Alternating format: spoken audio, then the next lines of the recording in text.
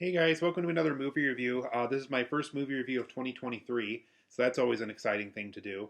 Um, so I figured I'd start off 2023 with a big major M. Night Shyamalan film that just came out recently, and that is the film Knock at the Cabin.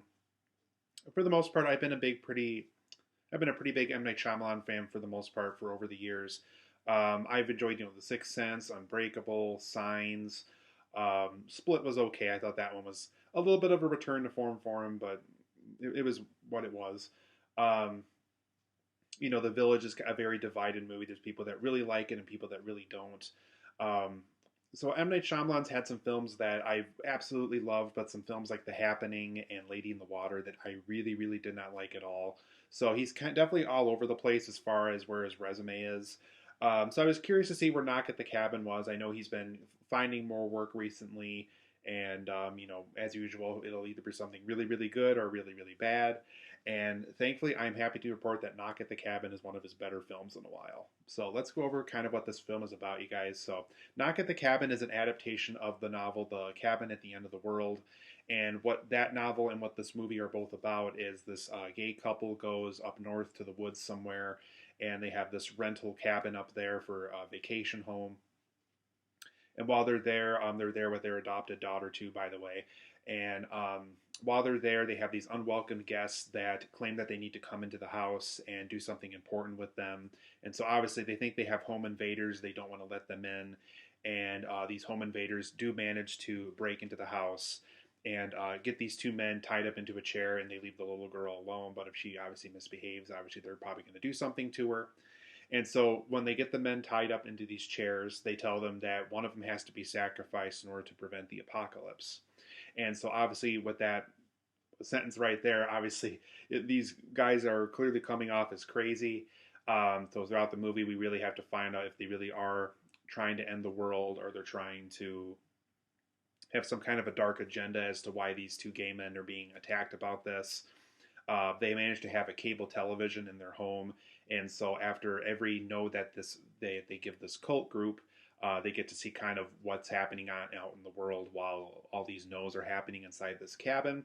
So at the course of this movie, we have to figure out, is this something just pre-recorded, and once again this cult group has an agenda, or do one of these men really have to go, or does this little girl even have to go in order to prevent this apocalypse from happening? So over the course of this movie, we have to figure out, is this cult group telling the truth? Are these men are just being invaded by these really dark, terrible people with an agenda?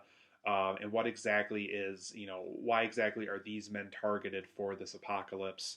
And why is it one of them that has to be sacrificed in order for this apocalypse to end if it really is something that's going to happen? But overall, guys, Knock at the Cabin I thought was a really well done movie. Like I said, M. Night Shyamalan is very hit or miss. I'm happy to report, though, that this is definitely a film that works for him, works for, it definitely is one of his better films in a while. And so there's a lot of things I enjoyed about the film, and there's things about the film that I also thought could have been better. But let's go over some things about it that I thought were really well done in it, while also could have been improved upon it, too. So first and foremost, guys, and this isn't a surprise because M. Night's done this with Sixth Sense and Unbreakable and Signs, all his better films. He's very good at building suspense and he's very good at tension building in his movies. There's just a lot of times where you're very on the edge of your seat. You really don't know if this cult group is telling the truth. There's times where the little girl tries to help out her dads and gets them a knife or tries to help them get loose from the chairs. And M. Night's really good at building suspense and tension like that. I was definitely on the edge of my seat for most of this movie. It's definitely one of those films where I read about like a detailed plot summary online of what the book was about and stuff. But for the most part, I really didn't know, besides the major plot points, where this film was going to go. And so obviously the suspense and tension building were very strong in this movie, and that's something I feel like M. Night's always very good about, and he definitely maintains that in this movie as well. Dave Bautista plays like the leader of this cult group in the movie, and he's very good in this movie. He's not just Drax the Destroyer again from Guardians of the Galaxy. He's not just the big strong guy from Blade Runner 2049. He really is playing a character that really was kind of taken away from the life he once had in order to pursue this cult group. Him and this cult group keep having these nightmares all the time as to, that they had to go to this cabin one day. They had to do this important mission. There's a lot of, I think one of them said they keep having screaming children in the nightmares, and so because they feel so terrified about it, they feel like they have to go through with this mission in order for these nightmares to come to an end. And so we get to find out how Dave Bautista was really kind of this teacher, and he left this wonderful career behind him in order to pursue this cult group, and how he really is he was a pretty sane guy before all this started up. And now that he had to pursue this mission, there's basically, what I'm trying to say, he's basically has a ton of layers to him. And so he's not just the evil guy, he's not just the guy that's leading the cult group. There really is a lot of layers to him. He is trying to become kind of the friend of this little girl, while warning her that something really bad is about to happen the second he enters that cabin. And so it's just a really strong performance from Dave Bautista. I like that he's not just the big strong guy, he's not just the big goofy guy. That Dave Bautista really does have all this range that he could do as an actor. And who knows, maybe there's other acting roles he has in the near future that are going to rival this really strong performance he gives in this movie. And for the most part, I felt invested in this couple that the film focuses on. I really wanted them to escape. I really wanted both of them to live like what their situation was. I really wanted to believe that this quote group was just a bunch of crazy people with this really terrible agenda, and that all of this was made up, that this whole family was going to live throughout this entire situation. I wanted each and every family member to live. I felt invested in their journey. I felt invested in their happiness and their escape and their way out of this scenario. And so I just felt really invested in that in this movie. And I thought M. Night did a beautiful job with really making sure I felt invested in these lead characters, specifically the little girl as well.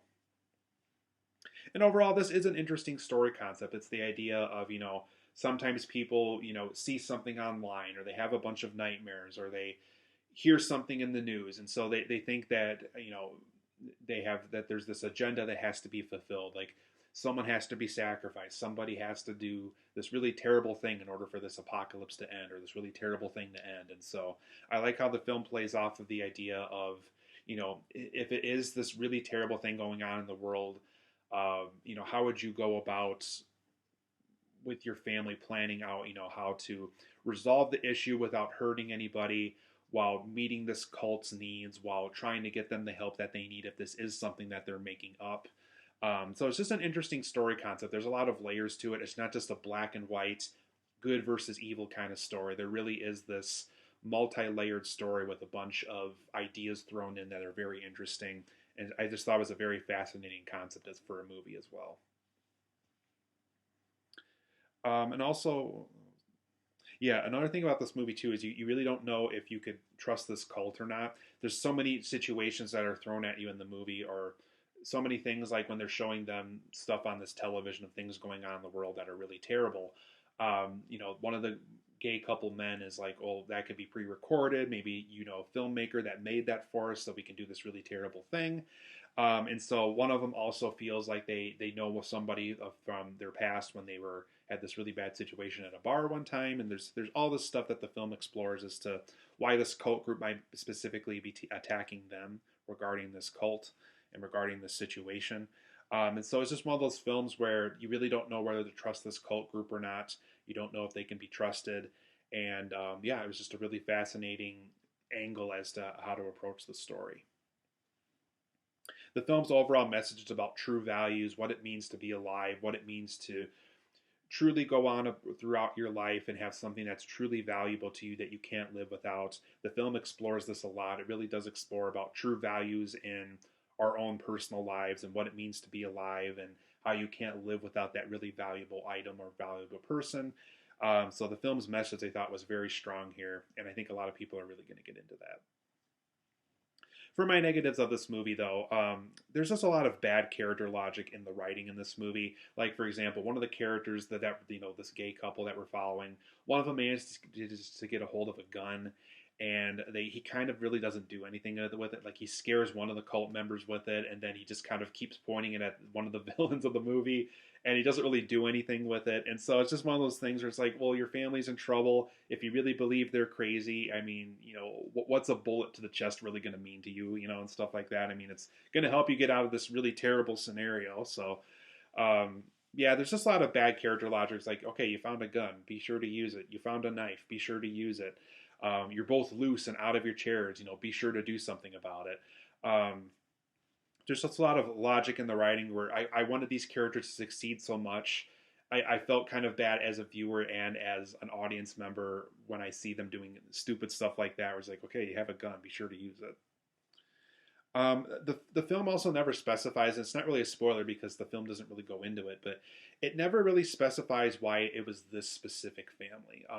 I think the film made it clear too that this wasn't just the only cabin that was in that forest. There could have been other cabins, there could have been other families. There could have really been this really terrible family, maybe that was out in that same woods somewhere that maybe was the person that they kept envisioning in their nightmares for this cult group that could have prevented this apocalypse. And so the film never clarifies why it's this specific family. So I thought that aspect was disappointing. I don't know if the book ever goes into that or not either. So I thought that was one disappointing aspect of the film is why it was this specific family and not a different family they had to attack.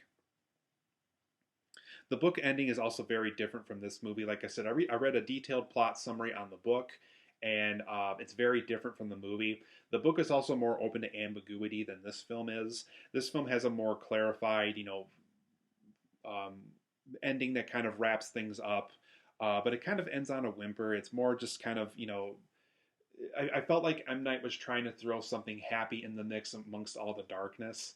And because we were exposed to so much dark stuff before that happened, I don't know if it works very well. So it's one thing where I kind of just wish they could have stuck with the book's ending, kept it the ambiguity of it all, if I can pronounce that right. And yeah, I just wish the book ending was used here rather than this different ending that M. Night seemed to want to use instead. So there's also just some bad color correcting in this movie. Like at the beginning of the movie, when Dave Bautista and this little girl are picking grasshoppers together, they're in like this yellow field of like weeds and flowers, and Dave Bautista's face is like literally like bright yellow. And so there's just stuff like that where it's just like why did they color correct it like that? And so there's just some odd choices where it just doesn't feel supernatural to me. And because I've had some experience with color correcting myself in film, it just felt really unnatural. There's even some scenes where the sun is setting inside this cabin, and the light on the two men are just like not very natural looking and stuff. So I thought the color correcting of the film could have done a better job. It just they took it too literally as far as the environments they were in and what kind of color they were trying to go for. Another weird thing that was kind of happening throughout the movie is so their smartphones and landline phone in the cabin don't have any kind of reception, but the cable TV works. So that was just like one aspect of this movie where it's like, well, if this is their vacation home, if they're out in the middle of nowhere, don't they want to make sure that they have access to 911 and all this other stuff? And how is it that the cable TV is working but none of their phones are? So that was just one aspect to me. It's just like, okay, I don't know if I can believe all that. So there's just aspects like that in the movie where you just kind of roll your eyes. It's like, oh, of course the phones don't work. Of course they can't get to this, or they can't get to their car. But overall, I really enjoyed Knock at the Cabin, you guys. There's tons of things about it that I think could have been improved. I wish M. Night kind of stuck with the book material closer than he did. But like I said, there's a bunch of really good things about this movie as well. So for Knock at the Cabin, I'm going to give it an 8.5 out of 10. I really enjoyed this movie. Definitely probably a strong start to 2023 so far. Hopefully we keep getting good films like this.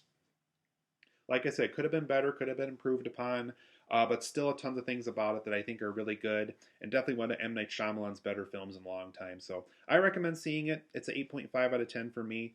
I recommend Knock at the Cabin.